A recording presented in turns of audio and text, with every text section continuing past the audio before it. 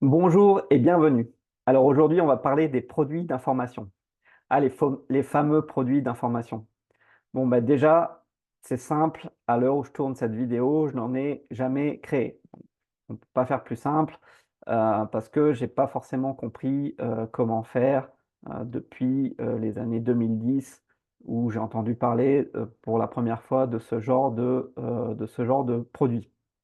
Alors, pas tant sur les aspects techniques, parce que les aspects techniques, OK, ça peut être un frein, psychologique pour beaucoup, mais plutôt sur les aspects, contenus, c'est-à-dire comment on organise l'information, pourquoi on dit ça, à quel moment, et cetera, et cetera. Donc tout ce qu'il faut faire pour enrober un sujet d'une manière pédagogique.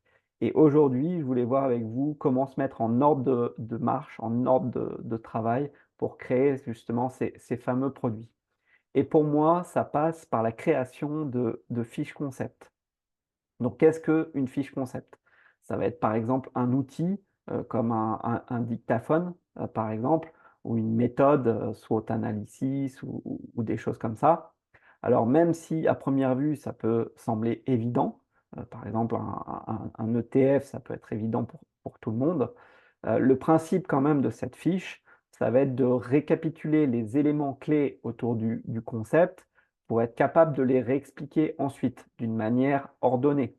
Alors ces éléments clés, ça peut être les avantages, les inconvénients, les alternatives, une anecdote autour du sujet, du concept, le prix éventuellement, si c'est un produit physique bien sûr.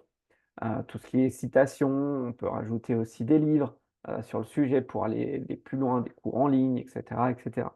C'est un peu au final comme les fiches produits sur Amazon, par exemple. Vous voyez de quoi je parle, ces fiches avec une photo et les différents éléments et des tables de données, les faits, les revues clients, etc., etc. Bon, voilà, vous connaissez Amazon comme moi. Alors au début, ça va représenter quand même un travail assez important. On va pas faire ça d'une seule traite.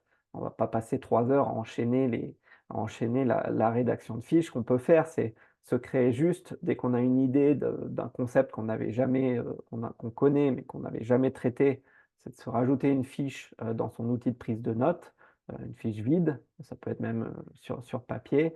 Et ensuite, on va comme ça, accumuler des concepts et on peut en sélectionner soit manuellement ou soit via un script pour en prendre par exemple 7 dans la semaine et s'en donner 7 dans la semaine et jour par jour en prendre une. Eh bien, on va enrichir, on va retravailler ces fiches donc en faisant des recherches Google, en faisant du chat GPT, trouvant des images, et cetera, pour ainsi avoir tous les éléments et être prêt à, entre guillemets, vendre le concept quand on en a besoin. Ou en tout cas se rappeler des choses. Parce qu'un outil simple comme un dictaphone, encore une fois, c'est facile. Quand c'est un outil qu'on utilise peu, je pense en particulier au SWOT analysis, c'est un autre sujet. Il faut se rappeler pourquoi on l'utilise, et cetera, et cetera. Quels sont les avantages, quels sont les inconvénients? Est-ce qu'il y a d'autres, comment dire, outils similaires? Bon, on va pas faire un cours sur le SWOT analysis maintenant, mais vous voyez en gros ce que je veux dire.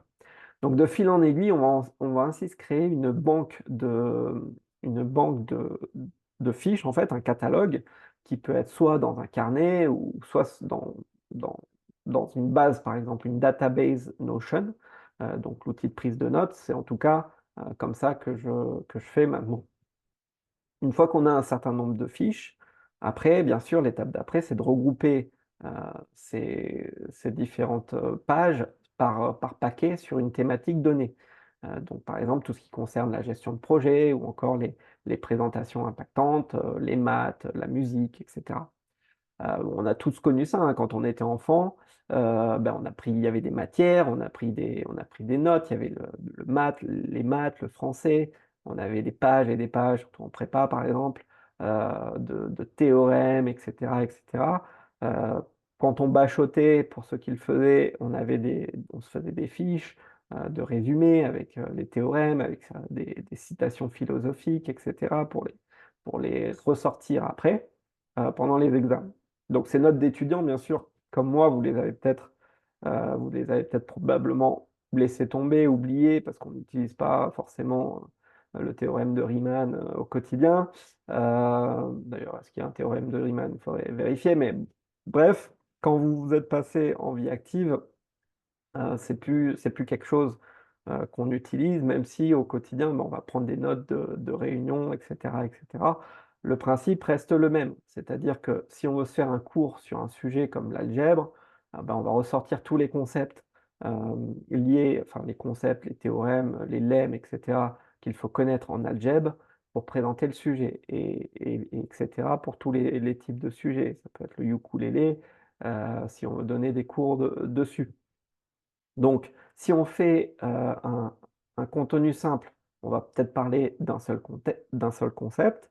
Par contre, on peut aller plus loin en commençant à parler de deux, trois concepts liés à une thématique donnée, à une problématique donnée.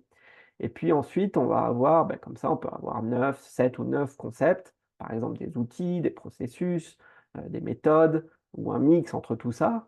Et on va commencer à avoir de quoi faire une présentation pour durer, je pense, environ 1 heure, 2 heures.